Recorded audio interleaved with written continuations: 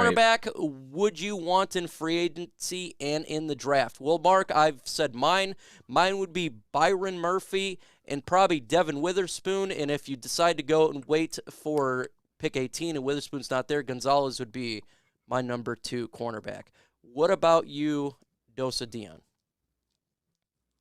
I have a quick question. Who is your number 1 corner right now? Do you have is Witherspoon your number 1? I like Witherspoon right now. I was looking at his tape last week, and I think he fits the mold of Dan Campbell the best because he's physical. He likes to tackle. He likes to hit. Physical. I like players that like to hit. It reminds me of Quandre Diggs when he was here, how physical he was when he was hitting the receivers and any player that got in his way. And that's something that it's hard to find, and that's exactly what Dan Campbell likes. But I also like Gonzalez because he's 6'2", can play outside. I love size. I like his size over Witherspoon. I do like a good size, but I think they're all pretty good. In all honesty, if even Joey Porter Jr., I love Joey Porter Jr. It just shows you how good it is. You get either one of those 3, I'm fine. Cam Smith, I don't know if it's really a scheme fit. He's pretty good. Keely Ringo, to me, is a second-rounder. That's what I got. So if you're not going to go corner in the first round, you get him in the second round. Gotcha. Okay. So who do you want in free agency or the draft? What was it? Was it cornerback? Yeah, corners. It was corner, right? Okay. I'm gonna give you an off the wall name because I've thought about this, and I know he's not technically a free agent, but I don't think I've seen it in the news with him. I'm still like kind of on the idea of reaching out to Gilmore. Okay. Understanding where his cap situation is if he gets cut this year. I wouldn't have an issue there. Maybe you throw him a late round pick or something to pick him up, but probably more so if he gets cut, because I could see that definitely happening based on how his financials are set up. I wouldn't have an issue reaching out there. I think it makes tons of sense. I think he's done well against our divisional receivers that we face, and I know what I'm going to get. And if you're talking about bringing in another young guy, this is such a young cornerback room that really hasn't had that vet that's like not just a vet, but he's a dog vet, where it's like everybody kind of can just learn and take from him, and he fits because he's man heavy, press heavy. That would be someone that I would look for. And then in the draft, I'm kind of with you. Like, I'm kind of all over the place right now. Witherspoon, to me, the size, yes. I think he's a little bit more sporadic in coverage. Like, I like Gonzalez. But to your point, I don't think he's the physicality. He doesn't bring the physicality to the game that Joey Porter Jr. necessarily brings. But at the same time, I think Gonzalez has some of the – he moves with such ease. Yeah. It separates himself from those guys. It's like, this dude, you know what I'm saying? I could put him in any 100%. situation, and he moves like an elite corner day one. So I think I'm starting to lean that way, but I'm still working through it. See, it's going to continue to work through it because you're going to consistently look at it, the tapes of each players, and you got to look at the good and the bad, and then you got obviously the NFL Combine coming up, and that's going to change some minds as well, how they do. You got your hand raised. This is school. Go ahead. Hey, can I go to the bathroom? No, I got a quick name. I got to. Yes, you can while you're talking to me. All right. No, I appreciate just whip it. it right out no. and just do what you got to do, man. I got a quick name, man. I got to throw him out there because this is one of the first guys I had to take a look at. And I haven't brought his name up, but I do like him a lot. Hey, Jordan Perryman, man. I mean, he's size. Washington last year. You know what? Hey, your boy Myron Murphy. They put out some dogs at corner now. And he took such a leap last season. So he's a guy, man. I'm just keeping my eye on that dude. So just to throw that out there. But anyway, my bad. I'll use the rest of them later. Do we The other draft? guys got the hall pass. So Hall pass. Do we draft or free agent at offensive guard? I think it'd probably be NFL draft. If they do guard in free agency, it'd be a backup role, in all honesty, like an Evan Brown type of player. I don't think they'd be looking for a starter there because then why you just keep Big V, in all honesty? If you're going to do that, you just keep Big V. That would be my thought process there. And there's good guards in the second and in the third round. I think you can get some good guards. What are your top 5 You could go to the bathroom if you got to go, bro. I was just playing. No, I don't. By the way, I'm like, oh, like I know what that's like, man, when you're streaming, and it's just like, I can't wait for halftime because I got to go, man. But I just feel like if you got to go, you got to go. Super Troopers, that scene where the captain, he goes in front of the mailbags. You got to go.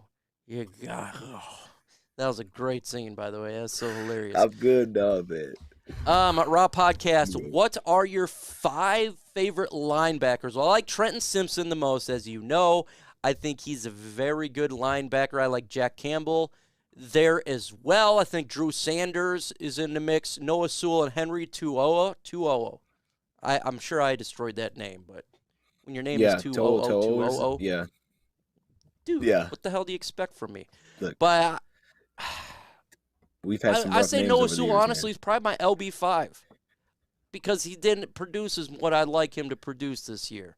And what I saw from Jack Campbell is much better. Drew Sanders is better. Trenton Simpson really good. 2.0 is good as well. But that's what I got there. That's what I got there. And if you want to do like a late 1, 3rd, 4th, we know we don't got a 4th-round pick. Overshown, I think he's another one that you can get a little bit of universal player. Let's see. Mike, have you looked at Ivan Pace for linebacker yet? He may fit into the backfield at times also. Have not looked at him, in all honesty. I have not. Have you? Because now I feel like stupid if you have. Hey, no, I have not. First time I heard of him was yesterday, so no. Do you think Lions fell in love with anybody at the Senior Bowl? A lot of how rises the Senior Bowl, for sure. I think if you're doing a backup quarterback, Jake Hayner, really good at the Senior Bowl. I had him initially as a 6th-round prospect. I think he moves up to the 5th round, potentially 4th round. With the work that he did there, he was accurate, stand in the pocket, looked comfortable, and he learned their quote-unquote offensive playbook in a week. I thought he had a very good one. Very good one. It depends where, I don't think they would overdraft a quarterback. I think if you're going to go quarterback, it's going to be 5th or 6th round. What do you think about quarterback, backup quarterback, or will you draft one early? I know you like JG, but Yep. I want to hear your thoughts on the quarterback position. Yeah, I'm kind of weird on this one because I'm not really sure. Like, I feel like to your point, let's say I take one round 6 and I'm like, he's my backup. But what am I really getting there at round 6? Like, we're not putting a prospect name to it, but I think in most scenarios, you draft a quarterback round 6, he's usually the full-on development quarterback 3, and a lot of times it just does not work out because we did that. We would draft late guys, Rudock, Kyle. We did that, and it's just like that. Did you feel good about that guy being your number 2? No, but we don't have a number 2. So then either you have to hit free agency, or I think you have to get up a little bit higher in the draft without, we don't have a round 4 pick. And then you're trying to see, like, how high can we go to get a guy that we feel like as a rookie can be a number 2. That's where I'm kind of weird with it. But I'm not taking one high. No, I'm not taking one high. I'm not dodging your question. There is 116 in the building. And yes, I would take Witherspoon. I had him in my mock draft yesterday. That was a good indication that I would take Witherspoon. I was taking him at pick 6, man. So, yeah, I'd take him. I have no problem taking him.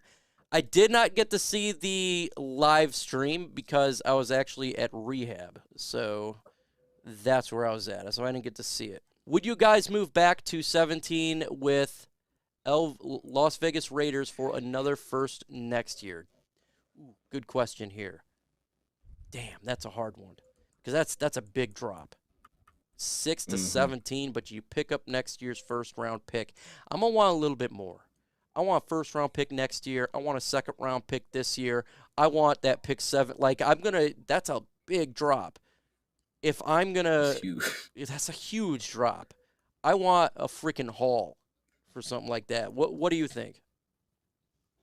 Yeah, I mean, to your point, if we get a little bit more, I wouldn't have a problem with it, just thinking based on what I think we need, because then I could grab that guard, corner, boom, boom, got a first round next year. I can always have flexibility. But, like, from their perspective, they could be looking at it saying, hey, 17, we may not have 17 first-round players. So you're dropping out of the first-round players that we have. You need to give us a lot. That's basically what you tell the Raiders. It needs to be more than that because we're losing a first-round base player basically here. Yeah, you better ship me Devonta Adams or something. I'm going to need something over right here, and you got to take his pay over or something for me to drop that pick. Which linebackers do we keep or do we shift? Well, we only got 2 on the roster right now, Rodriguez and Derek Barnes. That's all we got. Everyone else is a free agent, so we're not shipping those guys out.